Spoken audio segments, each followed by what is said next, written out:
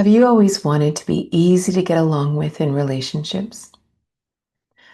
In this video, we're going to talk about why this is actually a very unhealthy feminine trait. It might even be considered toxic feminine. And the only reason I call it toxic, which I know it sounds very harsh, is that we talk a lot about toxic masculinity in the world. But in reality, for the toxic masculine to exist in relationship, I don't mean out with the boys, I mean in relationship, there actually must be a puzzle piece that fits in with that to continue a relationship. And this is the part that we're going to look at. This is the first in a series of videos where we're going to look at many traits that fit in with that toxic masculinity that allows it to continue, that enables it, and how very often these come from good intention. They come from our history, and they often even come from us wanting the best for everybody. But we're going to talk about what that actually does to us, what it does to the relationship, what we can do to change it, and 3 possible courses of action that we can take if we are one of those people who's always wanted to just be easy to get along with. So this is something that I personally have always felt. When I was growing up, we had this vision of people who didn't get married. And you always heard the whispers, oh, well, they're awfully hard to get along with. Who would want to marry them? And this lived in my heart because I wanted to be loved. I wanted someone who wanted to be with me for the rest of my life. So I deeply desired to become that person who was easy to get along with. But what that meant, because we're coming out of this heavy patriarchal world, it meant that I had to match behaviors that partners were allowed to have simply because they were men.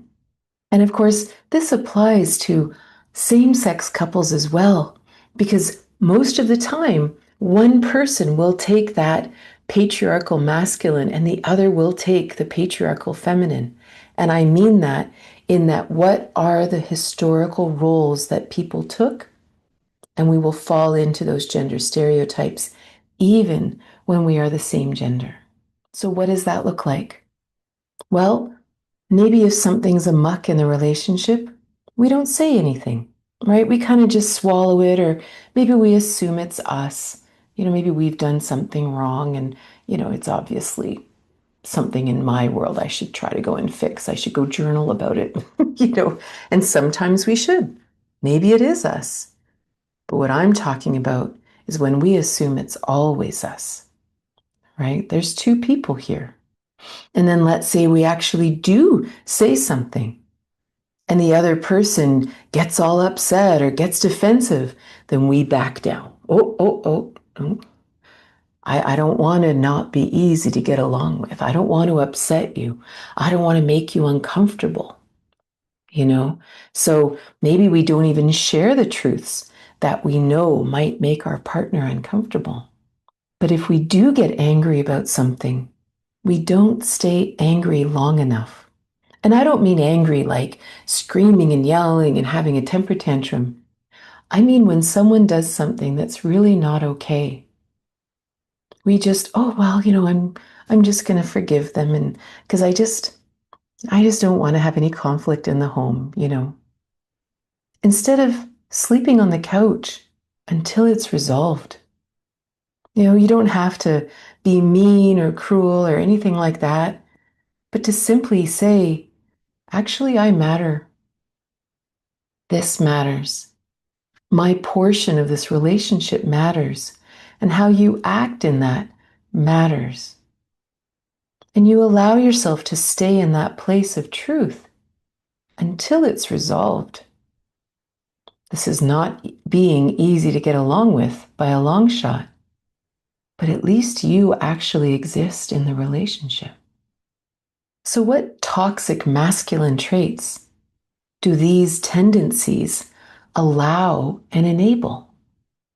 Well, one of the number one traits that many people, not just men, but many people in positions of authority, in relationship, in family, take on is they use anger and aggression to control situations. Well, if we don't want to be hard to get along with, then anger and aggression will definitely work. They can continue doing that. Entitlement is a huge challenge in the patriarchy.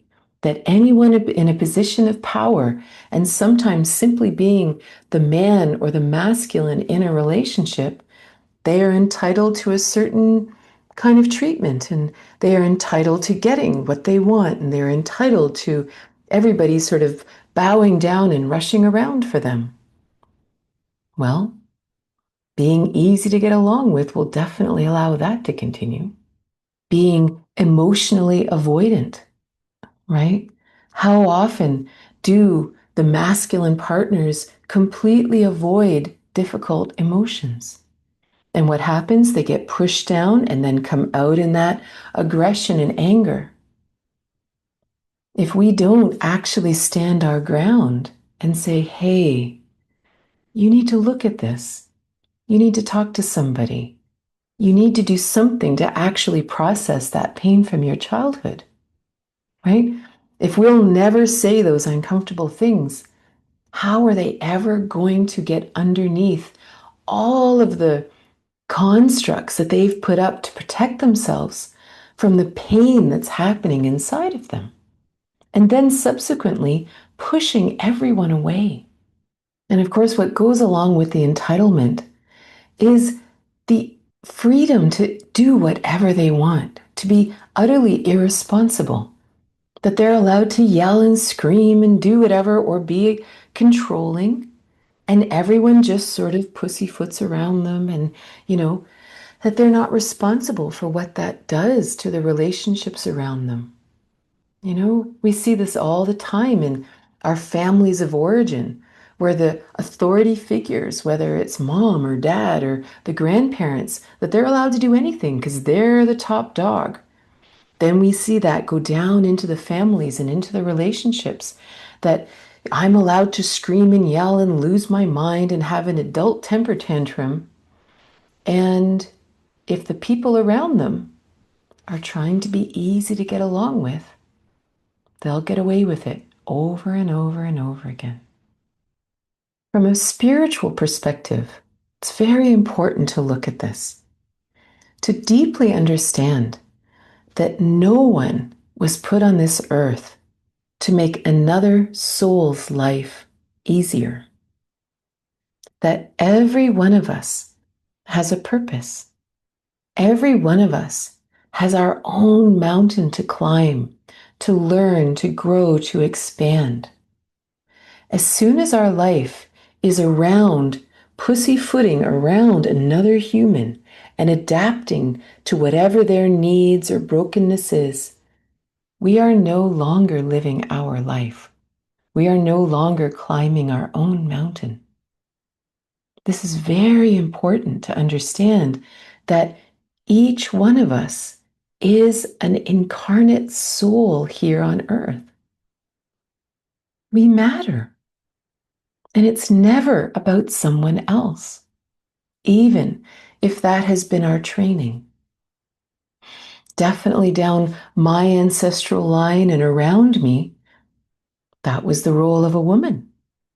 Your role was to take care of everybody else. Why would you have any other role? Right? This defined us as having purpose in the world. Right? This didn't come out of nowhere.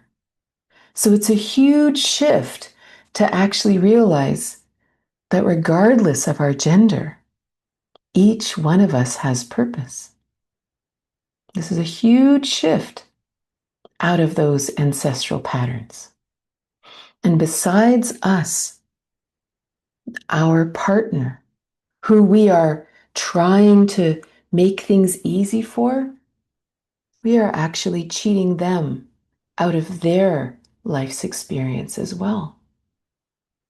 We grow from challenge. We grow by seeing the parts of us that are broken and hurting and actually diving into them and having the courage to go into those dark places and solve them, right? We become stronger as we climb our own mountain of self-realization and actualization. If you love someone, whether it's a partner or a child or a friend, the worst thing we can do is not be honest with them when something that's going on is not okay.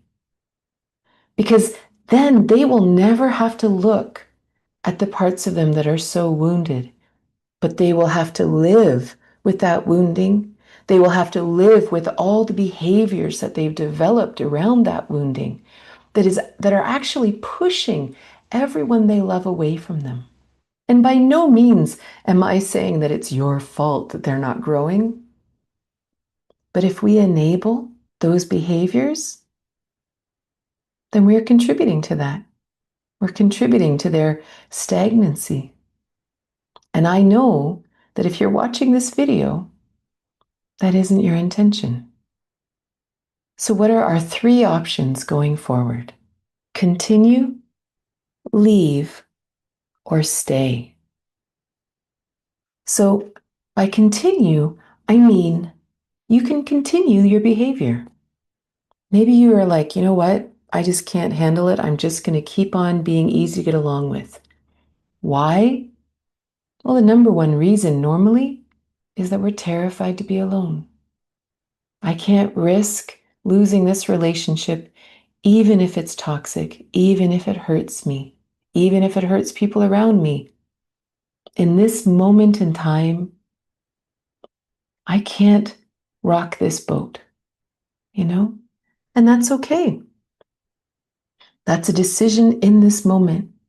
Things change. We change. It's all good. But that's one option. A second option is to leave. Maybe this relationship has run its course. Maybe you've tried to speak up and you've tried to share your truth and you've tried to say the uncomfortable things and it's just blown up and it doesn't seem to be going anywhere. And the answer is to part ways. This is also a wonderful option. There's a new opportunity around the bend. And the third option is to stay and really work on this pattern. Because very often what happens is if we have this pattern inside of us, this pattern of trying to be easy to get along with, I will guarantee that it also exists at work. And it exists in your family of origin. And it may even exist in your friend group or organizations that you belong to. And if you just end this relationship without working on the pattern, we have no choice but to simply repeat it with another person. So now you have this person in front of you, and their, let's call it their toxic puzzle piece, fits with your toxic puzzle piece, right? Well, this is a wonderful opportunity for everybody to work on it in kindness. That when something happens, all we do, we're honest. We stand in our truth in kindness. Kindness is very important. Otherwise, we just keep pushing each other apart and creating defensiveness. But to be very honest and say, you know, when you do that, it really hurts my feelings, and I'd really love to talk about it. Or to sit down and have a really honest conversation and share that, you know, I actually would really love to spend more time together in a really genuine way. And if they come back and be defensive, like, oh, so you're saying what? I'm a bad husband or I'm a bad whatever. To have true emotional sobriety in that moment, that you can honestly look at them and not react. Because to understand these puzzle pieces have been fitting together for a long time, and you're changing the rules, right? So if you change the rules, they think the old rules are still in play. So when they naturally freak out, right, from whatever that toxic place is, you're going to stand still and say, "No, that isn't what I mean. I want to change things between us. I want us to be more honest. I want us to be more connected. I want us both to be able to share from our hearts. I don't want to continue these behaviors that we've had." Because maybe the truth is that there are a lot of things that have been really bothering me. And because I'm not sharing them, we're getting farther and farther apart. And I don't want that because I love you, right? So you stay and now you practice actually being honest, bringing all of yourself in the room all of the time, and not with the desire to control the other person or control the relationship or the conversation, but just to simply have two people in the room interacting, not just one person and this person, making it easy or running interference or making it gentle and soft for the other. Two whole people dancing. This is the goal. And the last thing I want to mention is that if our goal is no longer to be easy to get along with, the opposite is not becoming hard to get along with. It just means being honest. No more right, wrong, no more easy, hard. That we're just two humans living together, each climbing our own mountain, each growing into who we truly are. Sometimes that's a challenge. And so we are kind, we are loving, and we sit down and we have a conversation about it. And bit by bit, the behaviors all start to change. They start to change within ourselves, they start to change in our partner. And then there's a chance that maybe you actually rediscover the love that you had for this person in the beginning.